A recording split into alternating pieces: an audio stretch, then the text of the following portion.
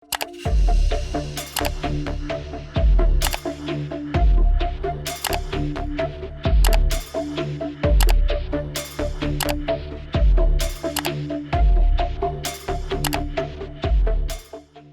हां, आखिरी पलों में फडणवीस का कट गया पत्ता। महाराष्ट्र के नए सीएम के नाम से चौंक जाएंगे आप।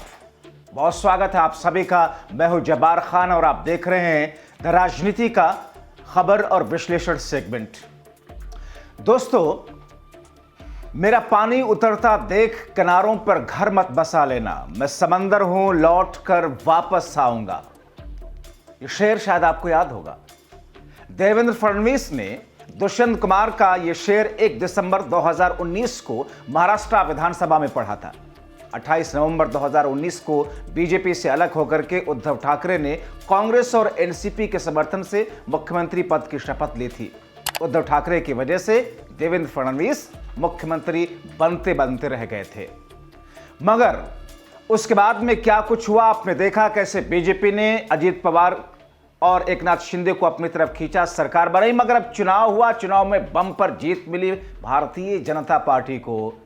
और एक बार फिर देवेंद्र फडणवीस उम्मीद लगा करके बैठे कि मुख्यमंत्री का ताज उनके सर पर सजने जा रहा है। मेनस्ट्रीम मीडिया में खबरें तैरने लग गईं कि एकनाथ शिंदे या अजीत पवार को साइडलाइन करते हुए इस बार सिर्फ और सिर्फ फडणवीस के नाम पर ही विचार हो रहा है। और नतीजे आने की बात से लेकर के अब तक, इस वक्त तक मंथन का दौर जारी। उम्मीद में अभी तक थे देवेंद्र फडणवीस, मगर दिल्ली ने देवेंद्र फडणवीस का पत्ता काट दिया। देवेंद्र फडणवीस को मुख्यमंत्री की रेस से बाहर कर दिया। देवेंद्र फडणवीस जो मुख्यमंत्री बनते बनते एक बार फिर से रह गए और एक बार फिर से उनके उस शेर को याद किया जा रहा है जिसमें उन्होंने कहा था कि मेरा पानी उतरता देख किनारों पर घर मत बसा लेना, मैं समंदर हूं लौट कर वापस आऊंगा। दुष्यंत कुमार की लाइन थी, बड़ी खूबसूरत लाइन है। मगर एक बार फिर से देवेंद्र फडणवीस को अब यह कहना पड़ रहा है कि किस्मत की खूबी देखिए टूटी कहां कमंद, 2-4 गांव बस लबेबाम रह गए। यानी कि मंजिल के बिल्कुल करीब पहुंच करके ही सारे अरमानों पर पानी फिर गया। सवाल इस बात का है कि देवेंद्र फडणवीस का पत्ता क्यों कटा। देवेंद्र फडणवीस को मुख्यमंत्री के पद से, उस रेस से बाहर क्यों होना पड़ा। और अब नया मुख्यमंत्री महाराष्ट्र का कौन होगा, क्योंकि एकनाथ शिंदे और अजीत पवार ने तो पूर्ण रूप से सरेंडर कर दिया भारतीय जनता पार्टी के सामने अपनी मजबूरियों के चलते, या फिर भारतीय जनता पार्टी ने जिस किस्म की स्ट्रैटेजी बना करके वो जैसा चल रही है बीते 1.5-2 वर्षों से महाराष्ट्र के अंदर, उसकी बुनियाद पर सीटें तो आई एकनाथ शिंदे को ठीक ठाक, अजीत पवार को ठीक ठाक, मगर बीजेपी ने, वो कहते हैं ना कि तेज पत्ता एक मसाला होता है, गर्म मसाले के एक किस्म होती है, खाने के अंदर स्वाद लाता है, लेकिन जब टेबल पर, खाने के टेबल पर बैठते हैं और जब खाना शुरू करते हैं तो उस तेज पत्ते को और दूसरे ऐसे गर्म मसालों को जो जड़ी बूटियों की शक्ल में होता है उसे निकाल करके साइड कर देते हैं। उसके बाद में खाने का स्वाद लिया जाता है। कुछ ऐसा ही भारतीय जनता पार्टी ने महाराष्ट्र में अपने दोनों समर्थकों के साथ में, पार्टियों के साथ में ऐसी स्ट्रैटेजी बनाई और उस स्ट्रैटेजी पर बीजेपी को 100% कामयाबी मिली। अब जो बैठकों का दौर चलता रहा, आपने देखा किस तरीके से एकनाथ शिंदे ने प्रेस कॉन्फ्रेंस करके कहा और बताया कि जो मोदी शाह का फैसला होगा हम उसको एक्सेप्ट करेंगे, हमें बीजेपी के मुख्यमंत्री से किसी तरह का कोई एतराज नहीं होगा। और माना यह जा रहा था कि देवेंद्र फडणवीस मुख्यमंत्री बन चुके हैं। देवेंद्र फडणवीस के लिए माना यह जा रहा था कि संघ बैटिंग भी कर रहा है। आरएसएस देवेंद्र फडणवीस के नाम को लेकर के मोदी और शाह के सामने अड़ा भी है, मगर अब ऐसा नहीं है। आरएसएस ने भी देवेंद्र फडणवीस के सर से ऐसा लग रहा कि अपना हाथ वापस खींच लिया है। ऐसा लग रहा है कि अब मोदी और शाह महाराष्ट्र के अंदर एक ऐसा नाम लेकर के आ रहे हैं, एक ऐसा चेहरा इंट्रोड्यूस करा रहे हैं जैसा कि आपने उत्तराखंड में देखा था पुष्कर सिंह धामी की शक्ल में, जैसा कि आपने मध्य प्रदेश में देखा मोहन यादव की शक्ल में, जैसा कि आपने छत्तीसगढ़ में देखा, राजस्थान के अंदर देखा, जैसा आपने एक दशक पहले हरियाणा के अंदर देखा था मनोहर लाल खट्टर की शक्ल में, कोई जानता तक नहीं था, और जैसा कि खुद आपने महाराष्ट्र ही में देवेंद्र फडणवीस की शक्ल में देखा था एक वक्त में। मगर अब वो चेहरा कौन होगा और देवेंद्र फडणवीस का पत्ता क्यों कटेगा? दरअसल हमारे सूत्र बताते हैं कि बीजेपी मराठा नेताओं पर भी एक तरीके से विचार कर रही है। बीजेपी जातीय समीकरण को भी साथ करके आगे आने वाले वक्त में किस तौर की राजनीति होगी, किस तरीके से अपने दम पर ही, महज अपने दम पर भारतीय जनता पार्टी, क्योंकि बीजेपी ये चाहती है कि महाराष्ट्र में अब सीधे सीधे मुकाबला बीजेपी वर्सेस कांग्रेस के बीच में रहे, क्योंकि कांग्रेस के साथ जो दोनों सहयोगी हैं वो लगभग जीरो हो चुके हैं और बीजेपी एक झटके में एकनाथ शिंदे और अजीत पवार को जीरो कर सकती है। अभी 12 से 13 सीटों की सिर्फ जरूरत है महाराष्ट्र में। अगर शिंदे और अजीत पवार अलग भी हो जाएं तो भी बीजेपी की सेहत पे या सरकार की सेहत पर कोई असर नहीं पड़ेगा। बीजेपी बड़ी आसानी से सरकार बना लेगी। 10, 12, 13 विधायकों को इकट्ठा करना बीजेपी के चुटकियों का खेल है और 5 साल तक सरकार चलेगी ये तय है, मान करके आप लिख लीजिए। तो ऐसे में बीजेपी कई सारी चीजों को लेकर के सोच रही है, मराठा नेताओं पर भी विचार कर रही है। माना जा रहा है कि सीएम चुनने में जातीय समीकरण की, जातीय गणित की बड़ी भूमिका होगी। 288 सीटों की विधानसभा में मराठा समुदाय के विधायक बड़ी संख्या में है। देवेंद्र फडणवीस ब्राह्मण हैं, ऐसे में बीजेपी नेतृत्व सीएम के लिए कुछ मराठा नेताओं पर उनके नाम को लेकर के इस वक्त चर्चाएं कर रही हैं। अब ऐसे में देवेंद्र फडणवीस क्या करेंगे?